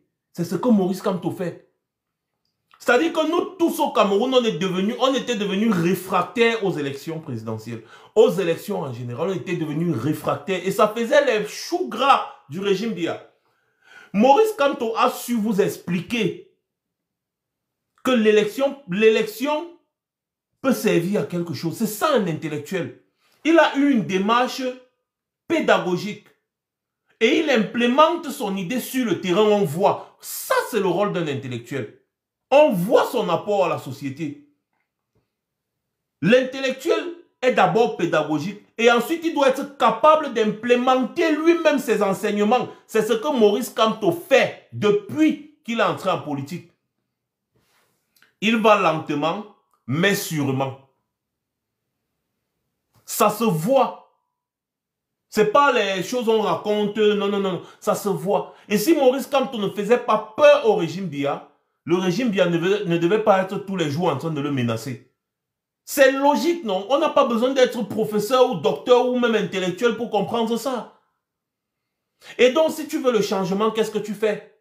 Eh bien, tu soutiens Maurice Kamto. C'est automatique. Ça dit que si tu as un cœur pur, que tu es là réellement parce que tu veux changer les choses, tu ne vas pas attendre que quelqu'un vienne t'expliquer qu'il faut soutenir Maurice Kamto. Tu ne vas pas attendre, tu vas seulement te lever, tu vas dire, Maurice Kamto, je vois ce que Maurice Kamto fait. C'est pour ça que j'applaudis toujours la prise de parole de Fingontralala quand il a rencontré Maurice Kamto avec d'autres artistes, comédiens et consorts. Il vous a expliqué, Fingon, que lui ne croyait plus à la politique au Cameroun. Et qu'avec la venue de Maurice Kamto, il a compris qu'en réalité, il y a encore des hommes politiques honnêtes. Et que quand il écoute Maurice Kamto et quand il voit la démarche de Maurice Kamto, il pense qu'il peut encore une fois de plus croire en la politique dans son pays. Mais c'est fort ça. Voilà un vrai homme politique, Maurice Kamto. Et non un petit tentama roublard qui est parti de son pays, il a pris le passeport français et il prétend combattre la France plus que tout le monde. Fais comme Kémy Seba, non mon frère, déchire ton passeport français. Mais vous-même les Africains, vous êtes curieux. Quelqu'un s'attache à son passeport français, tous les jours il pleure, il est en France, il pleure. Ouais, on ne me donne pas mon salaire. On veut verser, on va arracher mon passeport. Oh, j'ai mon passeport. Pardon, aidez-moi. Et vous aussi, vous lui donnez l'argent. Il fait quoi avec le passeport français? Il est français. Il a demandé la nationalité française. Il a renié sa nationalité camerounaise et africaine. Parce que le Cameroun ne reconnaît pas la double nationalité. C'est lui qui a demandé le passeport français. Et maintenant, il s'accroche sur ça. Oh non, je veux mon passeport. Non, ils veulent m'arracher mon passeport. Oh non, on m'a contrôlé l'autre jour. Oh non, on m'a arraché mon passeport. Après, quand on le laisse un peu, les pains spirituels de la liberté, la France est montée. Emmanuel Macron est un sadique. Oh, c'est monté, c'est descendu. Ah non, non, non, non, non. Chouane, mouf, minalmi. Petit poltron, un jour, poltron pour toujours. Boutman, un vrai révolutionnaire, va se débarrasser de ce passeport. Mais quel est ce révolutionnaire de canapé? Il dit qu'il faut la révolution au Cameroun, il faut la révolution, oui, mais il faut la révolution, oui, nous sommes d'accord avec la révolution, nous sommes d'accord. Mais non, alors la révolution, là, ensemble, non, mon gars, on fait comment? Nous tous, on s'assoit sur le canapé et on dit qu'il faut la révolution. Qui va alors porter la révolution? Parce que voilà la vraie question. Parce que nous tous, on va s'asseoir maintenant sur notre canapé là. Il y a la révolution. Le régime bien ne peut pas tomber par les élections. Il faut la révolution. À 5 mois des élections présidentielles. Faisons la révolution alors. Hein? Ce n'est pas créer le vide, ça que c'est quoi? Parce qu'un intellectuel dangereux, c'est celui qui crée le vide. C'est exactement ce qu'il fait. C'est-à-dire qu'il va s'asseoir dans son salon, il va dire, non, ce que vous faites là, non, ça ne peut pas marcher. Voici exactement, il faut la révolution. Il faut, non, aller aux élections, ça ne peut pas marcher, il faut la révolution. Bon, d'accord, on ne part plus aux élections, Niamsi, fais la révolution. Vous voyez que dès que vous dites ça, il est calé. Dès que vous dites ça, il est calé. Parce qu'en réalité, pour lui, il veut se faire voir en étant le directeur des consciences des autres. Lui-même étant incapable d'appliquer ce qu'il dit. Ça, c'est ce qu'on appelle la malhonnêteté intellectuelle. C'est un intellectuel malhonnête. Il veut créer le vide, là où il y a quelque chose de palpable. Il veut que vous arrêtiez de faire ce qui est palpable là, pour créer le vide. Parce que si on lui dit aujourd'hui que bon d'accord, on est d'accord avec toi, il faut la révolution dans les rues, faisons la révolution. Il va commencer à dire non, achetez d'abord les pains spirituels de la liberté, mettez un peu d'argent dans mon laitier parce que vraiment, il faut d'abord, je ne sais pas, mon salaire ne passe pas, et machin, c'est tout. Petit mamailleur mbap comme ça, la viande de brousse. Une chèvre même, hein? Je sais pas.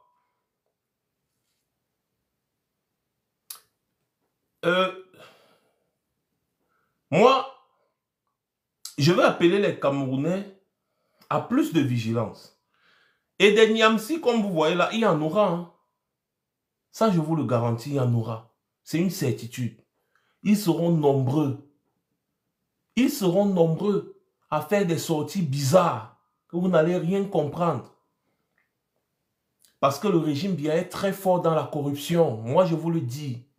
Pour lutter contre le régime Biya, il faut d'abord être incorruptible. C'est pour ça que nous autres, on fait confiance à Maurice Kamto, parce que Maurice Kamto est incorruptible. Ils vont lui donner quoi qu'il n'a pas. Et c'est un homme de conviction. C'est quelqu'un qui sait où il va. S'il voulait se vendre, c'est qu'il s'est vendu depuis. Quand on l'a approché pour l'affaire Bakassi, en tant que ministre délégué, il avait droit à un véhicule de service. Il avait droit à un domicile de service. Il avait droit à beaucoup d'avantages. Il a refusé. Tout cela a été reversé au trésor public camerounais. Maurice Kamto a continué de travailler avec son vieux véhicule et il vivait dans sa maison. Et tous les surplus là, il touchait son salaire, ce qui lui était dû normalement selon ce que prévoit la loi des finances. C'est ce qu'il touchait pour faire son travail, pour le bien de son pays. Tous les surplus, les avantages de services et machins, tout cela a été reversé au trésor public. Maurice Kamto n'a jamais touché d'excès ou d'excédent, ou je ne sais pas comment est-ce que vous allez appeler ça en français. Quand vous voyez déjà ce comportement, vous comprenez la mentalité de l'homme. Et quand vous interrogez le parcours de Maurice Kamto, il a laissé des traces.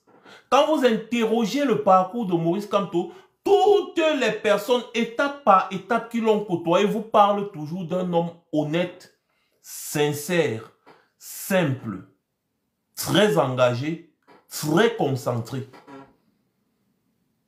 J'ai dit, dans tout le parcours, trouvez-moi une seule personne qui a travaillé avec Maurice Kamto et qui peut faire un mauvais témoignage. Trouvez-moi une seule personne, je vous mets au défi.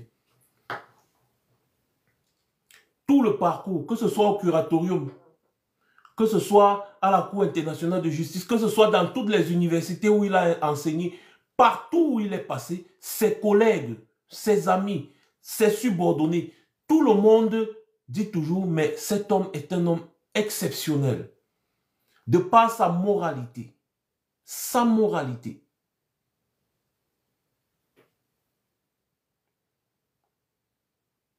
Et donc, à ce moment-là, vous comprenez que l'homme, au-delà de ce que vous pouvez imaginer, est un homme intègre d'abord. Voilà. Et dites-vous aussi que quand le régime Biya vient demander, supplier Maurice Kamto, retenez bien ce que je vous dis. Quand le régime Biya vient supplier Maurice Kamto, c'est parce qu'il n'avait plus le choix. Pourtant, ils connaissaient les compétences de Maurice Kamto, mais ils ont cherché ailleurs.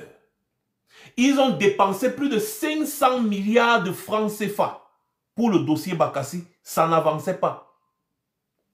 Ça n'avançait pas. Ils sont partis voir un Français en dernier recours.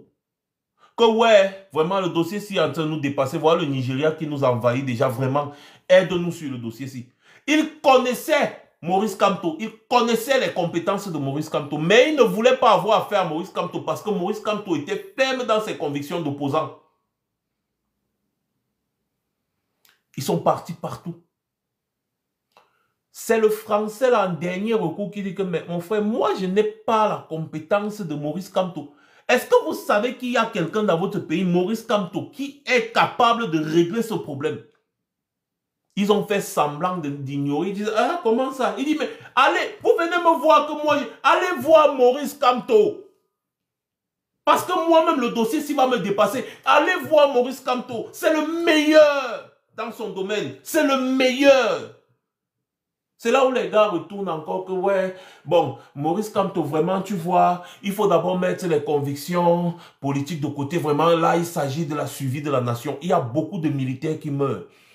Il y a vraiment ça. Maurice Kamto a dit stop, stop, stop, stop, stop, stop. J'attendais depuis que vous veniez me voir avec ce dossier. C'est tout. Je vais servir mon pays dans ce dossier. J'ai été même choqué que vous m'ignorez pour aller ailleurs depuis. Comme vous avez fini par venir, nous allons travailler sur ce dossier. Et Maurice Kamto, dès qu'il a pris ce dossier, tac, tac, tac, tac, tac, tac, tac, le Cameroun a gagné. Bang, une fois, bang, bang, bang, bang, bang, bang, bang, bang. Étape par étape, étape par étape, étape par étape, le gars, il a mis tous ces gens mal à l'aise. Et donc, aujourd'hui, c'est grâce à Maurice Kamto que Bakassi, la paix est revenue, les militaires ont arrêté de mourir. On a récupéré cette partie de notre territoire. Et il est resté là, dans ce poste de ministre délégué. C'est un poste qui a été créé parce qu'on ne voulait pas le nommer ministre. On a créé un poste ministre délégué parce qu'il fallait qu'il continue les négociations avec le ministre nigérian. Donc il fallait quand même quelque chose, un statut d'égal à égal, de ministre à ministre. Sinon, les gars n'allaient pas nommer Maurice Kamto. Donc, ils ont nommé Maurice Kamto ministre délégué. Ministre délégué. Lui, il ne se gêne pas. Exactement comme on l'a nommé vice-recteur dans une université où il n'y a pas de recteur. C'est-à-dire que tu es vice-recteur sans recteur. Il vous a expliqué ça dans l'émission de Valérie Ndongo. C'est incroyable. On a créé le poste de ministre délégué pour Maurice Kamto parce qu'on ne voulait pas le nommer ministre. Mais lui, il s'en fout. Tout ce qu'il faisait, c'était son travail. Et quand il a fini de faire son travail, quand on a clôturé le dossier Bakassi, clôturé, c'était à l'époque où lui aussi, dès qu'il a clôturé, il a démissionné. Je crois que c'était en 2011, un truc comme ça. Directement, il a démissionné. Et voilà l'histoire du passage de Maurice Kamto dans ce gouvernement. C'était pour une cause nationale. Ça, c'est un vrai patriotique. Un vrai patriote, autant pour moi. Ça, c'est un vrai patriote. Il a mis ses convictions politiques de côté pour servir la nation dans un dossier crucial. Donc, si c'était à refaire, j'aurais demandé à Maurice Kamto de refaire. Pian! Et je vais pour le soutenir. Voilà. Ça, c'est un vrai patriote. Donc, laissez-moi le charabia que vous voulez, jusqu'à un petit zombie vient dire que Maurice Kamto doit s'excuser. Il doit s'excuser d'avoir servi son pays. Depuis quand travailler pour le pays, c'est travailler pour Biya. Ça veut dire quoi ça? Ça veut dire quoi ça? Qu'il doit s'excuser d'avoir servi son pays? D'avoir mené la lutte pour récupérer une partie du territoire camerounais? Il doit s'excuser pour ça? Boutman!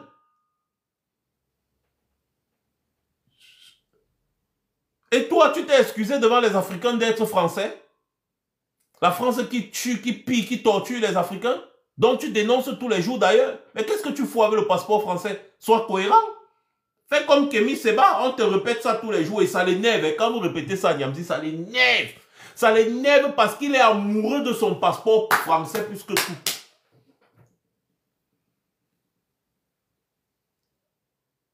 Qu'il remette d'abord son passeport français avant d'accuser la France de tout et de rien là. Là, on va au moins comprendre la cohérence dans ses propos. Après, il va se vanter de dire, oh machin, vraiment là. Non, mais écoutez, si Niamzi était aussi intelligent qu'il le prétend, je peux lui faire une proposition. Pourquoi il n'est pas entré dans la politique en France? Pourquoi est-ce qu'il n'est pas devenu président de la France afin de libérer l'Afrique? C'est un Français. Donc, il a le droit de devenir président en France, étant donné qu'il est plus intelligent que les Macron, les Sarkozy, puisqu'il connaît tout ce qu'ils vont faire avant même qu'ils ne fassent. Il est plus intelligent que tous les présidents de la planète. Plus intelligent que Poutine, plus intelligent que Kim Jong-un, plus intelligent que tous les présidents de la planète, parce qu'il connaît ce qu'ils vont faire avant même que les gars le fassent. Mais en tant que Français, pourquoi est-ce que tu n'es pas devenu président de la France? Et comme ça, tu devais libérer l'Afrique de ce poids, de ce fardeau. Est-ce que ce ne serait pas logique comme ça, les gars? Mais vous voyez que c'est un vaurien. Il peut même d'abord mobiliser qui en France? Quel parti politique en France? Il s'est essayé, hein, dans les partis politiques en France, on l'a toujours botté parce qu'il ne vaut rien. Il s'est essayé. On l'a botté parce qu'il ne vaut rien. Et donc, quand il voit depuis 43 ans que le peuple camerounais souffre là, pourquoi est-ce qu'il n'est pas venu avant Maurice Kamto implémenter sa logique au Cameroun afin de libérer le peuple camerounais du régime Biya? Pourquoi il attend que ce soit Maurice Kamto qui implémente ses idées à lui? C'est pas une tête percée, Falis Loué, c'est une tête trouée. Trouée comme la passoire. Parce que percée là même, c'est comme si c'est un petit trou comme l'entonnoir. Non, c'est une tête trouée comme la passoire.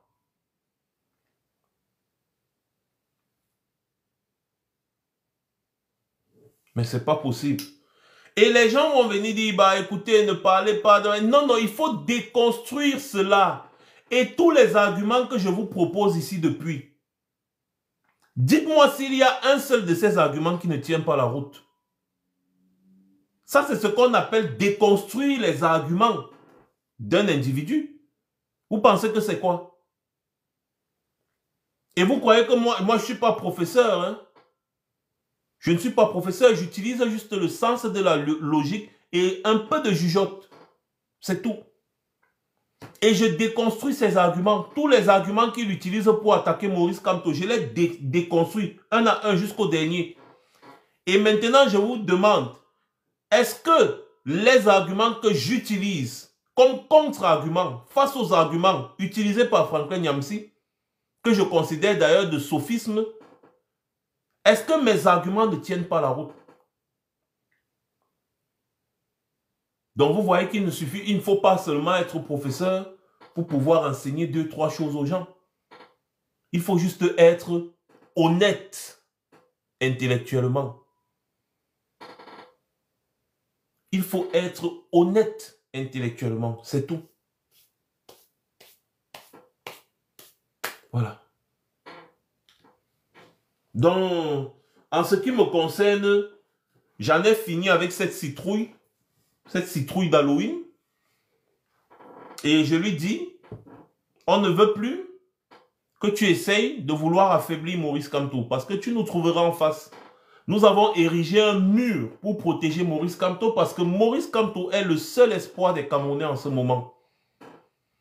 Donc, on ne veut pas qu'un individu, fût-il français, vienne essayer d'affaiblir l'opposition camerounaise. Cette opposition qui est portée par le président Maurice Kamto. Le seul jusqu'à présent qui fait paniquer le régime Biya. Je préfère même encore que Cabral Libi Kouagne parle de Maurice Kamto, parce que lui au moins il a une légitimité. Toi, non. Tu es français. Tout ce qu'on attend d'un citoyen français, c'est de soutenir, n'est-ce pas, l'opposition camerounaise, c'est tout. On peut accepter quand même, c'est acceptable.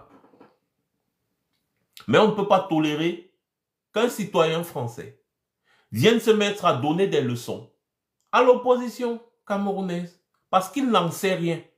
Ce n'est pas en étant en France que tu vas savoir ce qu'il faut faire au Cameroun. Pendant que ceux qui sont au Cameroun nous disent comment marcher, toi, tu es assis en France, tu prétends savoir ce qu'il faut faire. Si tu sais ce qu'il faut faire, je t'ai donné une autre astuce.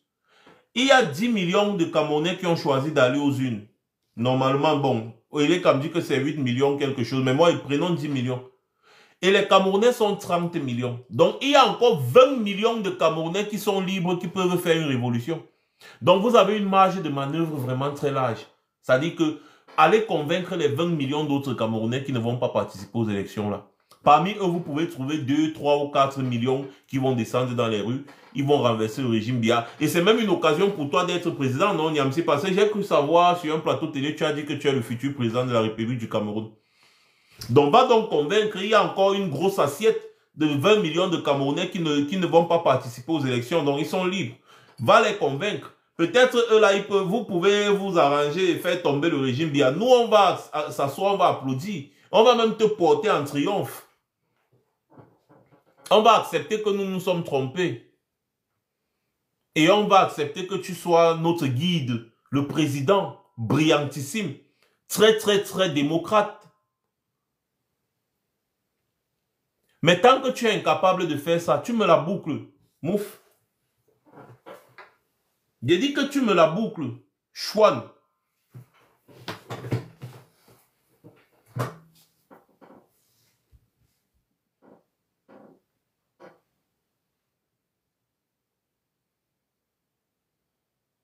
Voilà. Moi, j'en ai terminé. En ce qui me concerne. Ma bouche est mauvaise. Hein? Voilà. Venez encore provoquer Maurice Kamto. Je vous dis, vous avez eu 7 ans depuis 2018 pour nous démontrer quelque chose. Personne d'entre vous n'a rien fait. Le seul qui fait depuis les 7 ans là, c'est Maurice Kamto. Et nous sommes à l'approche de l'élection présidentielle. Vous n'allez pas venir commencer à prétendre vouloir nous enseigner quoi que ce soit. Si quelqu'un savait ce qu'il y a à faire et qu'il n'a pas fait, il n'a de leçons à donner à personne. Voilà. Ce qu'on doit même l'arrêter et le chicoter. Parce que comment tu sais depuis ce qu'il faut faire pour renverser le régime bien et tu ne fais pas?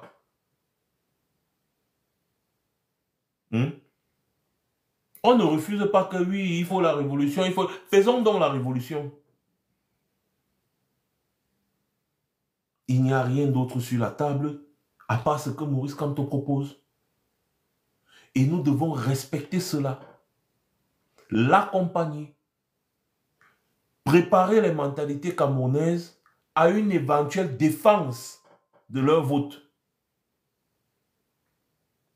C'est tout.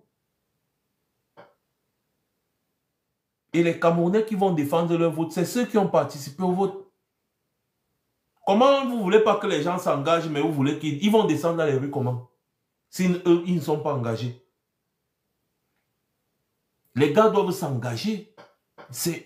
La pédagogie passe d'étape en étape. Quand les gens s'alignent sous le chaud soleil que vous voyez à Douala, Yaoundé, pour s'inscrire là, ça veut dire qu'ils sont déjà engagés. Ils vont sortir pour aller voter, surveiller leur vote et défendre leur vote. On parle du même jour. Hein. Ce n'est pas déjà le peuple dans la rue là-bas. Si vous n'êtes pas au courant d'une stratégie, ça ne veut pas dire que cette stratégie n'existe pas. C'est juste que vous ne servez à rien. Donc ne venez pas déverser votre frustration sur les gens. À aucun moment, un membre du MLC ne va t'appeler, toi, Franklin Nyamsi, pour t'expliquer la stratégie que le MLC compte mettre en place si jamais les élections sont volées. Jamais. À aucun moment. Ce n'est pas parce que tu n'es pas au courant de quelque chose qu'on ne t'a pas mis dans le secret des dieux que tu vas croire que cette chose n'existe pas. Non. C'est juste que tu es inutile à cette chose-là. Voilà. Et reste dans ton coin tranquillement. Ne cherche pas à trop savoir parce qu'on ne te dira rien. C'est tout. J'en ai terminé. Sur ce, mes chers frères et sœurs, ne tombez plus dans le piège des bons parleurs. Apprenez à être honnête intellectuellement et ça vous sortira de beaucoup de bévures.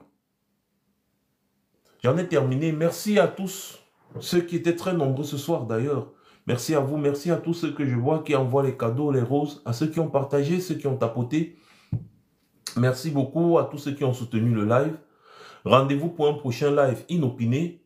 Parce que quand j'annonce les lives, les sardinas sont les premiers à se connecter pour signaler. Donc moi, je lance seulement les lives comme ça, inopinés. Donc n'oubliez pas d'activer la cloche de notification pour recevoir les lives. Donc on vient framponner les gens comme ça, là, qui se calment et qu'on continue notre combat. Parce que Paul Biya doit tomber en 2025 avec toute sa clique. Et on est concentré dessus. Celui qui veut venir marcher sur nos plates-bandes, on va le botter. Botter. On n'arrête pas un TGV qui est en marche. Hein. Jamais. Ça n'existe nulle part. Le TGV s'arrête lui seul. Et il ne s'arrête que à la gare. Passez une bonne soirée à tous. C'était Max Senior. Je reviendrai très certainement.